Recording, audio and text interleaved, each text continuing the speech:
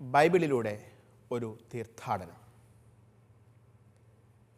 വിശുദ്ധ ഗ്രന്ഥത്തിലെ പുസ്തകങ്ങളെ ആഴമേറിയ അർത്ഥത്തിൽ വായിച്ച് മനസ്സിലാക്കുന്നതിനും പഠിക്കുന്നതിനും നാം ഏവരെയും സഹായിക്കുന്ന ഈ തിരുവചന പഠന പരമ്പരയിലേക്ക് ഗുഡ്നസ് ടിവിയുടെ മാന്യ പ്രേക്ഷകരായ നിങ്ങൾക്കേവർക്കും ഹൃദയപൂർവ്വം സ്വാഗതം.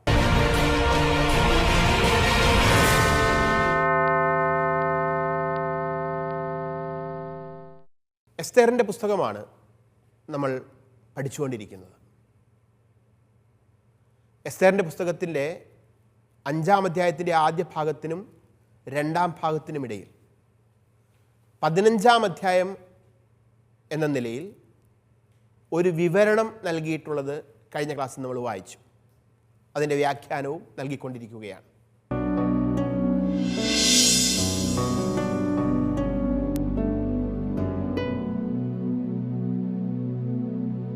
ഈ 15-ാം അധ്യായം ഗ്രീക്ക് ഭാഷയിൽ എഴുതപ്പെട്ടതാണ് എന്ന് ഞാൻ പറഞ്ഞു. അതുകൊണ്ട് തന്നെ ഇതിൻ്റെ മൂലരൂപമായിരുന്ന ഹീബ്രു ഭാഷയിലെ കൃതിയിൽ ഈ അധ്യായം ഉൾപ്പെടുത്തിയിട്ടില്ല. പക്ഷേ ഈ അധ്യായം വളരെ പ്രധാനപ്പെട്ടതാണ് എന്ന് നമ്മൾ മനസ്സിലാക്കുന്നു. കാരണം എസ്തേർ രാജ്ഞി വലിയൊരു നിയോഗവുമായി തൻ്റെ ജനത്തിൻ്റെ കൂട്ടക്കൊല നിശ്ചയിക്കപ്പെട്ട രാജശാസനം തിരുത്തപ്പെടുന്നതിന് വേണ്ടിയുള്ള വലിയൊരു നിയോഗവും ഹൃദയത്തിൽ പേറിക്കൊണ്ട് രാജസന്നിധിയിലേക്ക് പ്രവേശിക്കുന്നതിൻ്റെ വിവരണം നമ്മൾ കാണുന്നത് ഈ അധ്യായത്തിലാണ്. ഈ അധ്യായത്തിൽ പ്രധാനമായും നമ്മൾ കണ്ട കാര്യം എസ്തേർ രാജ്ഞി എപ്രകാരമാണ് രാജസന്നിധിയിലേക്ക് പ്രവേശിക്കാനായുള്ള ഒരുക്കങ്ങൾ നടത്തിയത്, അവൾ അതിനുവേണ്ടി നടത്തിയ ആത്മീയ ഒരുക്കം എന്തായിരുന്നു, അവൾ അതിനുവേണ്ടി നടത്തിയ ബാഹ്യമായ ഒരുക്കങ്ങൾ എപ്രകാരമായിരുന്നു, ഇതെല്ലാം നമ്മൾ കണ്ടു. അതിനുശേഷം തോഴിമാരാൽ പരിസേവിതയായി രാജകൊട്ടാരത്തിൻ്റെ വിവിധ വാതിലുകൾ കടന്ന് ഓരോന്നോരോന്നായി കടന്ന് രാജാവ് സിംഹാസനസ്ഥനായിരിക്കുന്ന ആ രാജകീയ അങ്കണത്തിലേക്ക് പ്രവേശിക്കുന്ന രംഗം നമ്മൾ കണ്ടു. അവിടേക്ക് കയറി ചെന്നപ്പോൾ തന്നെ ക്രുദ്ധനായി തന്നെ നോക്കുന്ന രാജാവിൻ്റെ മുഖം കണ്ട് രാജ്ഞി മോഹാലസ്യപ്പെട്ട് വിളറി വീഴുന്നത് നമ്മൾ കാണുന്നു. ഉടൻ തന്നെ അവളെ കടന്നു വന്ന് ആശ്വസിപ്പിക്കുന്ന, ദൈവം ഇടപെട്ട നിമിഷത്തിൽ അവളോട് അനുകമ്പ തോന്നുന്ന രാജാവിനെ നമ്മൾ കണ്ടുമുട്ടുന്നു. അങ്ങനെ രാജാവ് ഈ രാജ്ഞിയെ ആശ്വസിപ്പിച്ച്, നീ എൻ്റെ ഭാര്യയാണ്, നീ എനിക്ക് പ്രിയപ്പെട്ടവളാണ്, പ്രജകൾക്ക് ബാധകമായ നിയമം, അതായത് അനുമതിയില്ലാതെ രാജാങ്കണത്തിലേക്ക് പ്രവേശിക്കുന്നവൻ ആ നിമിഷം കൊല്ലപ്പെടണം എന്ന നിയമം നിനക്ക് ബാധകമാവുകയില്ല, കാരണം നീ എൻ്റെ ഭാര്യയാണ്, ഇതെല്ലാം പറയുന്ന സമയം വലിയ ആശ്വാസത്തിലാണ് എസ്തേർ. അവളുടെ ഹൃദയത്തിൽ നിന്ന് വലിയൊരു ഭാരം, മരണഭയം നീങ്ങിപ്പോയിരിക്കുന്നു.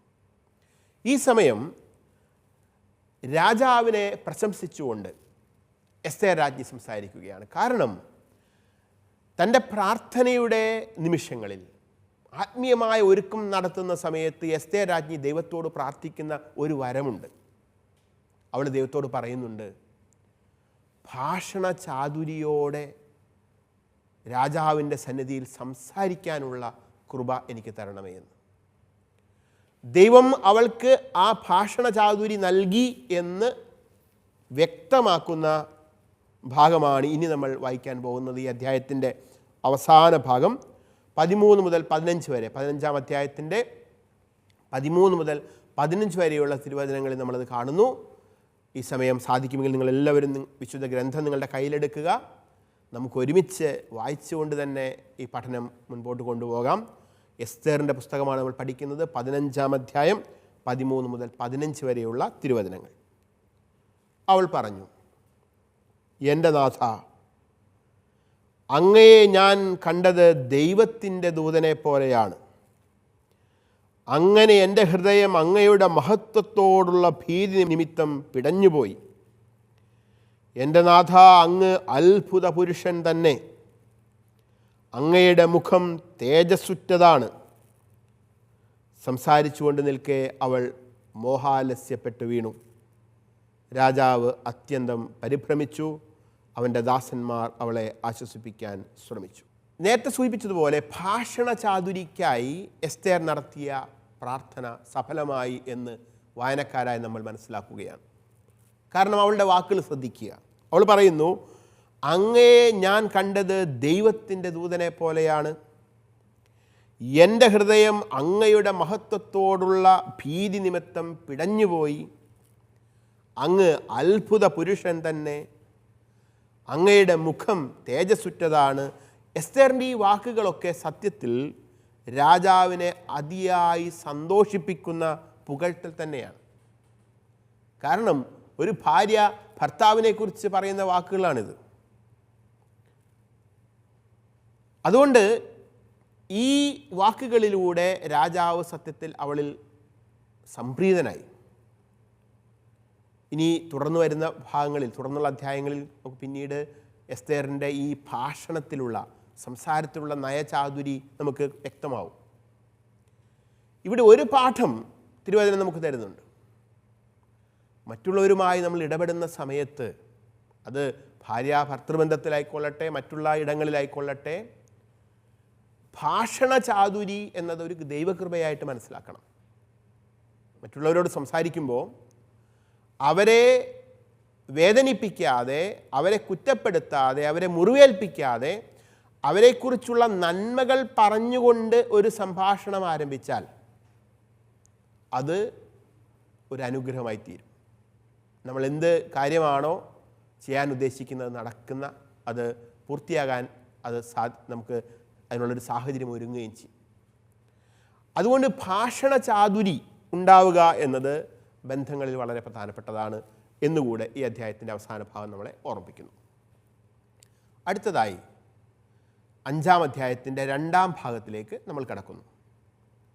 ഞാൻ ഇതിനകം പല പ്രാവശ്യം സൂചിപ്പിച്ചതുപോലെ 5-ാം അധ്യായത്തിൻ്റെ ആദ്യ ഭാഗമായിരുന്ന 2 തിരുവചനങ്ങൾക്ക് ശേഷം 15-ാം അധ്യായം വരുന്നു.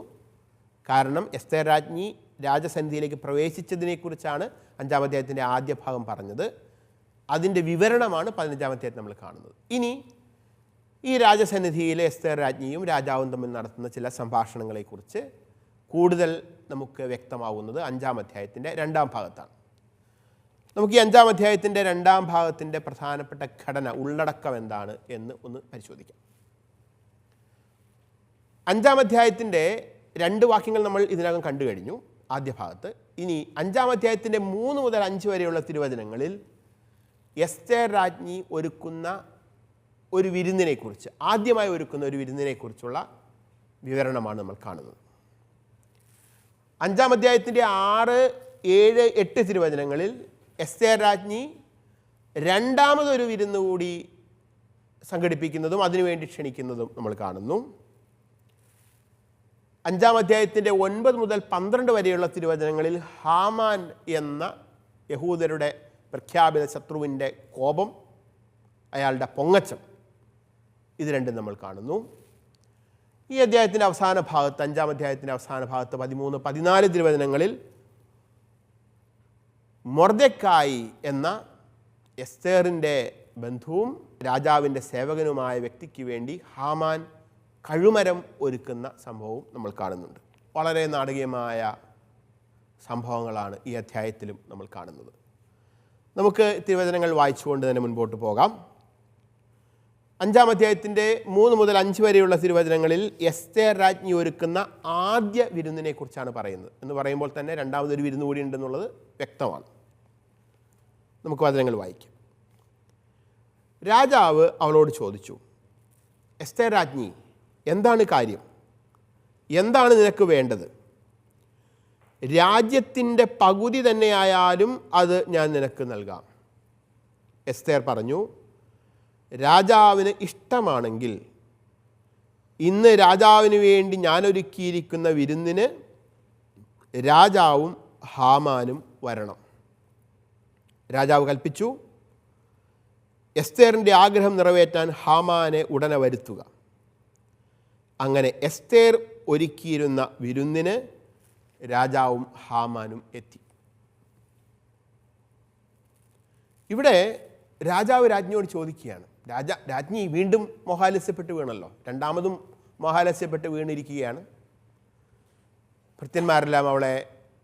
ആശ്വസിപ്പിച്ചു. അവൾക്ക് ബോധം തെളിഞ്ഞപ്പോൾ രാജാവ് പരിഭ്രമത്തോടും എന്നാൽ അതീവ താല്പര്യത്തോടും കൂടി ചോദിക്കുകയാണ്, എസ്തേർ രാജ്ഞി, നിനക്കെന്താണ് പറ്റിയത്? നിനക്കെന്താണ് വേണ്ടത്? എന്തിനാണ് നീ ഇപ്പോൾ ഈ രാജാങ്കണത്തിലേക്ക് വന്നത്? നിൻ്റെ ലക്ഷ്യമെന്താണ്? പക്ഷേ രാജ്ഞി അതെന്താണെന്ന് പെട്ടെന്ന് വ്യക്തമാക്കുന്നില്ല. കാരണം തീർച്ചയായും ഉള്ളിൽ അവൾക്ക് ഭയമുണ്ട്. പക്ഷേ അവൾ രാജാവിനോട് മറ്റ് ചില കാര്യങ്ങൾ ആവശ്യപ്പെടാൻ ആഗ്രഹിക്കുന്നു. പക്ഷെ അതിന് മുന്നോടിയായി രാജാവ് ഇവൾക്കൊരു പ്രോമിസ് നൽകുക, ഒരു വാഗ്ദാനം നൽകുകയാണ്. രാജ്യത്തിൻ്റെ പകുതി തന്നെ നീ ചോദിച്ചാൽ ഞാൻ നിനക്ക് തരാം. ഇത് നമ്മൾ അക്ഷരാർത്ഥത്തിൽ മനസ്സിലാക്കേണ്ടതില്ല. അക്കാലത്ത് രാജാക്കന്മാർ ഒരു വ്യക്തിയിൽ സംപ്രീതരായി എന്ന് കാണിക്കുന്നതിന് വേണ്ടി സാധാരണഗതിയിൽ ഉപയോഗിച്ചിരുന്ന ഒരു പ്രയോഗമായിരുന്നു രാജ്യത്തിൻ്റെ പകുതി ചോദിച്ചാലും ഞാൻ നിനക്ക് തരാം എന്നത്. അതായത് ദൈവം രാജാവിൻ്റെ ഹൃദയത്തെ തൊട്ടപ്പോൾ, ദൈവമായ കർത്താവ് രാജാവിൻ്റെ ഹൃദയത്തെ പരിവർത്തനം ചെയ്തപ്പോൾ, രാജാവ് ഇപ്പോൾ എസ്തേർ രാജ്ഞിയിൽ അങ്ങേയറ്റം സംപ്രീതനാണ് എന്ന് ഈ വാക്കുകളിൽ നിന്ന് നമുക്ക് വ്യക്തമാവുന്നുണ്ട്. രാജ്യത്തിൻ്റെ പകുതി തന്നെയായാലും ഞാൻ നിനക്ക് തരാം എന്നുള്ള ഈ പ്രയോഗം ഞാൻ പറഞ്ഞല്ലോ, അത് സാധാരണഗതിയിൽ അക്കാലത്ത് രാജാക്കന്മാർ അവരുടെ ഇഷ്ടം, അവരുടെ സംപ്രീതി പ്രകടമാക്കുന്നതിന് ഉപയോഗിച്ചിരുന്നതായിരുന്നു എന്നതിന് മറ്റൊരു ഉദാഹരണം ഞാൻ പുതിയ നിയമത്തിൽ നിന്ന് കൂടി തരാം. അവിടെ മർക്കോസിൻ്റെ സുവിശേഷത്തിൻ്റെ 6-ാം അധ്യായം 23-ാം തിരുവചനത്തിൽ 6-ാം അധ്യായത്തിൽ നമ്മൾ കാണുന്നുണ്ട്, ഹെറോദിയാദയുടെ മകൾ വന്ന്, സലോമി വന്ന് നൃത്തം ചെയ്യുന്നതും ഹെറോദസ് രാജാവ് അവളിൽ സംപ്രീതനാവുന്നതും. അതിൻ്റെ ആ അവസാന ഭാഗത്ത് ഇപ്രകാരം അവൻ, ഈ ഹെറോദസ് രാജാവ് ഈ പെൺകുട്ടിയോട് പറയുന്നുണ്ട്, അവൻ അവളോട് ശപഥം ചെയ്ത് പറഞ്ഞു, നീ എന്തു തന്നെ ചോദിച്ചാലും എൻ്റെ രാജ്യത്തിൻ്റെ പകുതി പോലും ഞാൻ നിനക്ക് തരാം. അപ്പോൾ ഇതൊരു രാജാക്കന്മാർ സ്ഥിരം ഉപയോഗിക്കുന്ന ഒരു പ്രയോഗമാണ്. ഈ സമയം വേണമെങ്കിൽ എസ്തേർ രാജ്ഞിക്ക് നേരിട്ട് ചോദിക്കാം, രാജാവേ, ഞാനിവിടെ വന്നിരിക്കുന്നതിൻ്റെ ലക്ഷ്യം ഇതാണ്, യഹൂദരെ കൂട്ടക്കൊല ചെയ്യരുത്, രാജശാസനം പിൻവലിക്കണം, നേരിട്ട് പറയാം. പക്ഷേ ഒരുപക്ഷെ അത് അവൾക്കും ജനത്തിനും ഉപദ്രവകരമായി തീരുമെന്ന ബോധ്യവും അത് മനസ്സിലാക്കാനുള്ള ബുദ്ധിയും അവൾക്കുണ്ടായിരുന്നു. അതുകൊണ്ട് നമ്മൾ വായനക്കാരെ അത്ഭുതപ്പെടുത്തുന്ന ഒരു നിലപാടാണ് എസ്തേർ രാജ്ഞി സമയമെടുക്കുന്നത്. വായനക്കാരെ നമ്മൾ പ്രതീക്ഷിക്കുന്നത് ദൈവത്തിൻ്റെ ആ ജനത്തിന് വേണ്ടി രാജാവിൻ്റെ മുമ്പിൽ യാചിക്കുന്ന എസ്തേർ രാജ്ഞിയാണ്. എന്നാൽ എസ്തേർ രാജ്ഞി ചെയ്യുന്നത് എന്താണ്? അവൾ രാജാവിനെയും രാജാവിൻ്റെ ഏറ്റവും അടുത്ത സുഹൃത്തായി ഇരിക്കുന്ന ഹാമാനെയും ഒരു വിരുന്നിനായിട്ട് ക്ഷണിക്കുകയാണ്. കാരണം എസ്തേർ രാജ്ഞി ഒരു അനുയോജ്യമായ സമയത്തിനും സന്ദർഭത്തിനും വേണ്ടി അവൾ കാത്തിരിക്കുന്നു. അതിനുള്ള ഒരു വേദിയായിട്ടാണ് വിരുന്ന് അവൾ ഒരുക്കുന്നത്. വളരെ പ്രധാനപ്പെട്ട ചില കാര്യങ്ങളുടെ ചർച്ചകൾക്ക് വിരുന്നുകൾ പലപ്പോഴും പശ്ചാത്തലമാകാറുണ്ട്. ഒരു വ്യക്തി വിരുന്നിലേക്ക് ക്ഷണിക്കപ്പെടുന്നു എന്ന് പറയുന്നതിൻ്റെ അർത്ഥം അയാൾ ബഹുമാനിതനാകുന്നു എന്നുകൂടിയാണ്. പ്രത്യേകിച്ചും അക്കാലങ്ങളിൽ ഒരാൾ വിരുന്നിലേക്ക് ക്ഷണിക്കപ്പെടുന്നു. ഇക്കാലങ്ങളിലും അത് തന്നെയാണ്. ഇപ്പം നമുക്ക് വളരെ സ്നേഹവും ആദരവും ബഹുമാനമുള്ളവരെയാണ് നമ്മൾ പ്രത്യേകമായിട്ട് ചില വിരുന്നുകളിലേക്ക് ക്ഷണിക്കുന്നത്. ഇവിടെ എസ്തേർ രാജ്ഞി ഒരു വിരുന്നൊരുക്കുന്നു എന്നതിൽ നിന്നും അവൾക്ക് രാജാവിനോട് എന്തോ പ്രധാനപ്പെട്ട ഒരു കാര്യം ഉണർത്തിക്കാനുണ്ട് എന്നതും വ്യക്തമാണ്. കാരണം ഈ വിരുന്നിൻ്റെ ഇടയിലായിരിക്കും വലിയ ചർച്ചകളും മറ്റും കാര്യങ്ങളും നടക്കുക. മറ്റൊരു കാര്യം ശ്രദ്ധേയമായിട്ടുള്ളത്, ഹാമാനെ പ്രത്യേകമായി ഈ രാജവിരുന്നിലേക്ക് ക്ഷണിക്കുന്നു എന്നുള്ളതാണ്. രാജ്ഞിയുടെ ലക്ഷ്യം ഇതാണ്. രാജാവിൻ്റെ വലിയ സുഹൃത്താണ് ഹാമാൻ, ഉപദേശകനാണ്, ഭരണത്തിൽ രണ്ടാമനാണ്. അപ്പോൾ ആ ഹാമാനെയും എസ്തേർ രാജ്ഞി ആദരിക്കുന്നു, ബഹുമാനിക്കുന്നു എന്ന് ഹാമാനെ കൊണ്ട് ചിന്തിപ്പിക്കുന്നതിന് കൂടി ഈ വിരുന്നിലേക്കുള്ള ക്ഷണം കാരണമായിത്തീരുന്നുണ്ട്. 5-ാം അധ്യായത്തിൻ്റെ 6, 7, 8 തിരുവചനങ്ങളിൽ എസ്തേർ രാജ്ഞി ഇതേ വ്യക്തികളെ, രാജാവിനെയും ഹാമാനെയും രണ്ടാമതൊരിക്കൽ കൂടി വിരുന്നിന് ക്ഷണിക്കുന്നതാണ് നമ്മൾ കാണുന്നത്. അവർ വീഞ്ഞു കുടിച്ചുകൊണ്ടിരിക്കെ രാജാവ് എസ്തേറിനോട് ചോദിച്ചു, എന്താണ് നിൻ്റെ അപേക്ഷ? അത് നിനക്ക് സാധിച്ചു തരാം. നിനക്കെന്താണ് വേണ്ടത്? രാജ്യത്തിൻ്റെ പകുതി തന്നെയാണെങ്കിലും ഞാൻ നൽകാം. എസ്തേർ പറഞ്ഞു, എൻ്റെ അപേക്ഷയും ആവശ്യവും ഇതാണ്. രാജാവിന് എന്നോട് പ്രീതിയുണ്ടെങ്കിൽ, എൻ്റെ അപേക്ഷയും ആവശ്യവും സാധിച്ചു തരാൻ അങ്ങ് ആഗ്രഹിക്കുന്നെങ്കിൽ, ഞാനൊരുക്കുന്ന വിരുന്നിന് നാളെയും രാജാവും ഹാമാനും വരണം. രാജാവ് ആവശ്യപ്പെട്ടത് നാളെ ഞാൻ ചെയ്തു കൊള്ളാം. വിരുന്നിനിടയിൽ രാജാവ് രാജ്ഞിയോട് ചോദ്യം ആവർത്തിക്കുകയാണ്. എസ്തേർ, നിനക്ക് എന്താണ് വേണ്ടത്? എന്താണ് നിൻ്റെ അപേക്ഷ?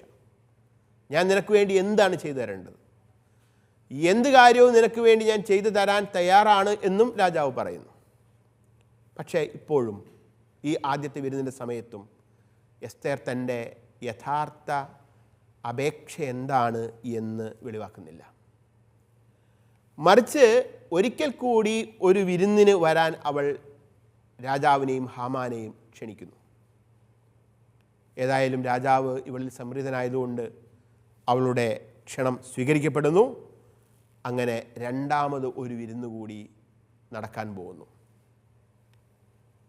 ഇതിനിടയിൽ ഈ ആദ്യത്തെ വിരുന്ന് കഴിഞ്ഞ് ഹാമാൻ പുറത്തിറങ്ങി. എസ്തേർ രാജ്ഞിയുടെ കൊട്ടാരത്തിൻ്റെ പടിക്കെട്ടുകൾ കടന്ന് ഹാമാൻ എന്ന രാജാവിൻ്റെ വലിയ സുഹൃത്ത്, ഉപദേശകൻ പുറത്തോട്ടിറങ്ങുമ്പോൾ സംഭവിക്കുന്ന ചില കാര്യങ്ങളാണ് തുറന്നു വരുന്ന വചനങ്ങളിൽ നമ്മൾ കാണുന്നത്. നമുക്കത് വായിക്കാം. 5-ാം അധ്യായത്തിൻ്റെ 9 മുതൽ 12 വരെയുള്ള തിരുവചനങ്ങൾ. ഹാമാൻ അന്ന് സന്തുഷ്ടനായി ആഹ്ലാദത്തോടെ തിരികെ പോയി. എന്നാൽ രാജാവിൻ്റെ പടിവാതിൽക്കൽ തൻ്റെ മുൻപിൽ എഴുന്നേൽക്കാതെയും ഒന്നനങ്ങുക പോലും ചെയ്യാതെയും ഇരിക്കുന്ന മൊർദെഖായിയെ കണ്ടപ്പോൾ ഹാമാൻ അവനെതിരെ കോപം കൊണ്ട് നിറഞ്ഞു. എന്നാൽ അവൻ തന്നെ തന്നെ നിയന്ത്രിച്ച് വീട്ടിലേക്ക് പോയി. അവൻ തൻ്റെ കൂട്ടുകാരെയും ഭാര്യയായ സേരഷിനെയും വിളിച്ചു.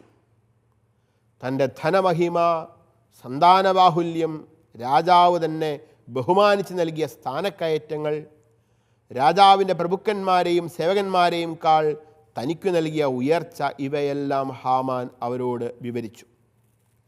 അവൻ തുടർന്നു, എസ്തേർ രാജ്ഞി താനൊരുക്കിയ വിരുന്നിന് രാജാവിനോടൊപ്പം ചെല്ലാൻ എന്നെയല്ലാതെ മറ്റാരെയും അനുവദിച്ചില്ല. നാളെയും രാജാവിനോടൊപ്പം ചെല്ലാൻ അവൾ എന്നെ ക്ഷണിച്ചിരിക്കുകയാണ്. ഇവിടെ ഹാമാൻ്റെ ഹൃദയത്തിൻ്റെ 2 ഭാവങ്ങൾ നമ്മൾ കാണുന്നു. ഒന്ന് കടുത്ത കോപം, 2 പൊങ്ങച്ചം. വിരുന്നിന് ക്ഷണിക്കപ്പെട്ടതോടെ ഹാമാൻ തീർച്ചയായും അതിൽ അതീവ സന്തുഷ്ടനായി, ആഹ്ലാദഭരിതനായി. കാരണം വലിയ ആദരവാണ് തനിക്ക് ലഭിച്ചിരിക്കുന്നത്. പേർഷ്യൻ സാമ്രാജ്യത്തിൻ്റെ രാജ്ഞി ഒരു വിരുന്നിനായി തന്നെ ക്ഷണിച്ചിരിക്കുന്നു, അതും രാജാവിനോടുകൂടെ. കേവലം 2 പേർ മാത്രമാണ് ക്ഷണിക്കപ്പെടുന്നത്, അതിലൊരാളായി തീരാൻ തനിക്ക് സാധിച്ചു. ഇങ്ങനെ വലിയ അഭിമാനത്തോടെ സന്തോഷത്തോടെ പുറത്തിറങ്ങി ആ രാജകൊട്ടാരത്തിൻ്റെ കൽപ്പടവുകൾ ഇറങ്ങി ഹാമാൻ വരുമ്പോൾ കാണുന്നത്, ആ കൽപ്പടവുകളിൽ ഒന്നിൽ വാതിൽ കാവൽക്കാരുടെ കൂടെ മൊർദെഖായി എന്ന ഹാമാൻ്റെ ശത്രു യഹൂദൻ ഇരിക്കുന്നതാണ്. ഈ മൊർദെഖായി ഹാമാൻ എന്ന വ്യക്തിയെ കൃത്യമായി അറിയുന്ന ആളായതുകൊണ്ട്, അവൻ്റെ ഗൂഢലക്ഷ്യങ്ങളെക്കുറിച്ച് അറിവുള്ളവനായതുകൊണ്ട് ഇവനെ ബഹുമാനിക്കുന്നില്ല. അവനെ കാണുമ്പോൾ ചാടി എഴുന്നേറ്റ് ആദരവ് കാണിക്കുന്നില്ല. ഇത് ഹാമാനെ ക്രുദ്ധനാക്കി മാറ്റുകയാണ്. മൊർദെഖായിയെ കണ്ടപ്പോൾ ഹാമാൻ കോപം കൊണ്ട് നിറഞ്ഞു. മൊർദെഖായിയുടെ നിഷേധ നിലപാട് ഹാമാനെ കോപാകുലനാക്കുകയാണ്. ഒരു ഭാഗത്ത് തൻ്റെ ഉയർച്ചയിലുള്ള അഹങ്കാരം, മറുഭാഗത്ത് ശത്രുവിനോടുള്ള വെറുപ്പും കോപവും വിദ്വേഷവും. ഇതാണ് ഇപ്പോൾ ഹാമാൻ്റെ മാനസിക നില. നമുക്കറിയാം, സുഭാഷിതങ്ങളുടെ പുസ്തകത്തിൻ്റെ 16-18 തിരുവചനം പറയുന്നു, അഹങ്കാരം നാശത്തിൻ്റെ മുന്നോടിയാണ്, അഹന്ത അധപ്പതനത്തിൻ്റെ. ഇവിടെ അഹങ്കാരം കൊണ്ട് നിറഞ്ഞ് തൻ്റെ ഭാര്യയെയും സുഹൃത്തുക്കളെയും ഒക്കെ ഹാമാൻ തൻ്റെ ധനമഹിമ, സന്താന ബാഹുല്യം, സ്ഥാനക്കയറ്റങ്ങൾ, ഉയർച്ച ഇതെല്ലാം കാണിച്ച് സ്വയം അഹങ്കാരിയായി തീരുകയാണ്. പോരാത്തതിനിപ്പോൾ ഇതാ രാജാവിനൊപ്പം വിരുന്നിന് ക്ഷണിക്കപ്പെട്ടതോടെ ഹാമാൻ കൂടുതൽ അഹങ്കാരിയായി. ഹാമാൻ പറയുന്നുണ്ട്, എസ്തേർ രാജ്ഞി താനൊരുക്കിയ വിരുന്നിന് രാജാവിനോടൊപ്പം ചെല്ലാൻ എന്നെയല്ലാതെ മറ്റാരെയും ക്ഷണിച്ചില്ല എന്ന് പറഞ്ഞാൽ ഇന്ന് പേർഷ്യൻ സാമ്രാജ്യത്തിൽ ഏറ്റവും അധികം ആദരിക്കപ്പെടുന്ന രണ്ടാമത്തെ വ്യക്തി ഞാനാണ് രാജാവ് കഴിഞ്ഞാൽ. അനേകം പ്രഭുക്കന്മാർ, ഉദ്യോഗസ്ഥന്മാർ ഇവരെല്ലാം ഉണ്ടെങ്കിലും തനിക്ക് മാത്രമാണ് രാജ്ഞിയുടെ വിരുന്നിലേക്ക് ക്ഷണം കിട്ടിയത് എന്ന കാര്യം അയാളെ ഗർവിഷ്ഠനാക്കുകയാണ്. ഇതയാൾ ഭാര്യയോടും സുഹൃത്തുക്കളോടുമൊക്കെ പങ്കച്ചമായി പറയുന്നു. പക്ഷെ ഇത്തരത്തിൽ ഇയാളുടെ മനസ്സിൽ വലിയ ആനന്ദവും ഒക്കെ ഉണ്ടെങ്കിലും കോപവും വിദ്വേഷവും അയാളുടെ ഉള്ളിൽ കിടന്ന് നീറുന്നു. മൊർദെഖായിയോടാണ് അയാളുടെ പക മുഴുവൻ. അങ്ങനെ മൊർദെഖായിയോട് എന്ത് ചെയ്യും എന്ന ആ കാര്യം അയാളുടെ ഹൃദയത്തിൽ നീറുന്നതും അതിനൊരു പരിഹാരം അയാൾ മനസ്സിൽ ഉറപ്പിക്കുന്നതുമാണ് തുടർന്ന് വരുന്ന ഭാഗത്ത് നമ്മൾ കാണുന്നത്. 5-ാം അധ്യായത്തിൻ്റെ 13-14 തിരുവചനങ്ങൾ കൂടി നമുക്ക് വായിക്കാം. എങ്കിലും മൊർദെഖായി എന്ന യഹൂദൻ രാജാവിൻ്റെ പടിവാതിൽക്കൽ ഇരിക്കുന്നത് കാണുന്നിടത്തോളം കാലം ഇതൊന്നും എനിക്ക് സംതൃപ്തി നൽകുന്നില്ല. അപ്പോൾ അവൻ്റെ ഭാര്യ സെരഷും അവൻ്റെ സകല സ്നേഹിതന്മാരും പറഞ്ഞു, 50 മുഴം ഉയരമുള്ള ഒരു കഴുമരം ഉണ്ടാക്കുക, രാവിലെ തന്നെ ചെന്ന് രാജാവിനോട് പറയണം മൊർദെഖായിയെ അതിൽ തൂക്കണമെന്ന്. പിന്നെ ആനന്ദത്തോടെ രാജാവിനൊത്ത് വിരുന്നിന് പോവുക. ഈ ഉപദേശം ഹാമാൻ ഇഷ്ടമായി. അവൻ കഴുമരം ഉണ്ടാക്കിച്ചു.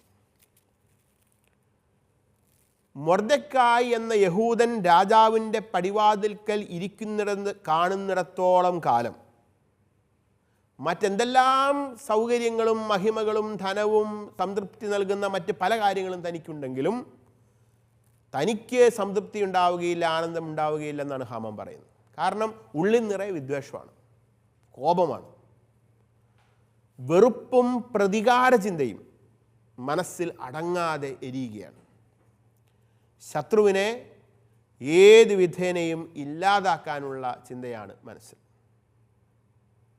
സമ്പത്തും സ്ഥാനമാനങ്ങളും പദവികളും ഉണ്ടായിരുന്നിട്ടും ഹാമാൻ്റെ മനസ്സ് അസ്വസ്ഥമാകുന്നു. കാരണം അയാളുടെ ഹൃദയം നിറയെ അഹന്തയും പകയുമാണ്. ഇത് നമുക്കൊക്കെ ഒരു പാഠമാണ്. മറ്റെന്തെല്ലാം നമുക്കുണ്ടെങ്കിലും ഹൃദയം നിറയെ നമുക്ക് പകയുണ്ടായാൽ, വിദ്വേഷമുണ്ടായാൽ അത് നമ്മുടെ തകർച്ചയ്ക്ക് കാരണമാകും. ഒന്ന് ഓർത്തു നോക്കുക. ഒരു മനുഷ്യൻ അന്ന് പേർഷ്യൻ സാമ്രാജ്യത്തിൽ ചിന്തിക്കാൻ പോലും കഴിയാത്തത്ര വലിയ സൗഭാഗ്യം ലഭിച്ച വ്യക്തിയാണ് ഹാമാൻ. അയാൾക്ക് കിട്ടിയ ലൗകിക സൗഭാഗ്യങ്ങൾ, അദ്ദേഹത്തിന് റിച്ചസ് ഉണ്ടായിരുന്നു, ധാരാളം പണമുണ്ടായിരുന്നു, ഫാമിലി ഉണ്ടായിരുന്നു, വലിയ കുടുംബം, ധാരാളം മക്കൾ, പ്രൊമോഷൻ ആൻഡ് പവർ, വലിയ ഉന്നത സ്ഥാനക്കയറ്റങ്ങൾ അയാൾക്ക് ലഭിച്ചിട്ടുണ്ട്. പ്രീ എമിനൻസ് ഓഫ് റൈവൽസ്, അദ്ദേഹത്തിൻ്റെ ശത്രുക്കളുടെയൊക്കെ മുകളിലുള്ള അധികാരം അയാൾക്ക് ലഭിച്ചിരുന്നു. ഫേവർ വിത്ത് ദ ക്വീൻ, ഇപ്പോഴിതാ രാജ്ഞി അയാളെ മാത്രം വിരുന്നിനെ ക്ഷണിച്ചിരിക്കുന്നു. The companionship of the monarch, രാജാവിൻ്റെ സഹചാരിയായി കൂടെ പോകാനുള്ള അനുഗ്രഹം പോലും അയാൾക്ക് ലഭിച്ചിരിക്കുന്നു. പക്ഷേ ഉള്ളിൽ പകയാണ്. അതുകൊണ്ട് അയാൾ പറയുന്നു, 50 മുഴം ഉയരമുള്ള ഒരു കഴുമരം ഉണ്ടാക്കുക. ഇതാണ് അയാൾക്ക് ലഭിക്കുന്ന ഉപദേശം. രാവിലെ തന്നെ ചെന്ന് രാജാവിനോട് പറയണം മൊർദെഖായി അതിന്മേൽ തൂക്കണമെന്ന്. പിന്നെ ആനന്ദത്തോടെ രാജാവിനോടൊത്ത് രണ്ടാമത്തെ വിരുന്നിന് പോവുക എന്ന് ഭാര്യയും സുഹൃത്തുക്കളും പറയുന്നു. അത് ഹാമാനെ സന്തോഷിപ്പിക്കുന്നു. അതാ അവരുടെ ഉപദേശം ശ്രവിച്ച് ഹാമാൻ മൊർദെഖായിക്കുള്ള കഴുമരം ഉണ്ടാക്കിയിരിക്കുന്നു. 50 മുഴം ഉയരം എന്നൊക്കെ പറയുന്നത് അല്പം എക്സാജറേറ്റഡ് ആണ്, അല്പം വലിയ ഒരു കഴുമരം എന്നുള്ള സൂചിപ്പിക്കാൻ വേണ്ടിയിട്ടായിരിക്കാം. കൃത്യം 50 മുഴം എന്നുള്ളത് ആവണമെന്നില്ല. കാരണം അത് സാധാരണഗതിയിലും വലിപ്പമുള്ള ഒരു കഴുമരമായിട്ടാണ് വരുന്നത്. ഏതായാലും തൻ്റെ ശത്രുവിനെ തകർത്ത് കളയാനുള്ള, ഉന്മൂലനം ചെയ്യാനുള്ള തീരുമാനം ഹാമാൻ എടുത്തു കഴിഞ്ഞു. ഇനി ഈ രാത്രി കടന്നുപോയാൽ മതി. ഈ രാത്രി കടന്ന് നാളെ പ്രഭാതമാകുമ്പോൾ ഹാമാൻ രാജാവിൻ്റെ സന്നിധിയിലേക്ക് ചെല്ലും. രാജാവിൻ്റെ സന്നിധിയിലേക്ക് ചെല്ലുമ്പോൾ അവിടെ വെച്ച് മൊർദെഖായിയെ കൊല്ലാനുള്ള രാജശാസനം അല്ലെങ്കിൽ രാജകൽപ്പന ഏറ്റുവാങ്ങും. പക്ഷേ ഒരു രാത്രിയുടെ ദൈർഘ്യം അതിനുണ്ട്. ഈ രാത്രിയിൽ എന്താണ് സംഭവിക്കുന്നത്? നമുക്ക് അടുത്ത ക്ലാസ്സിൽ കാണാം.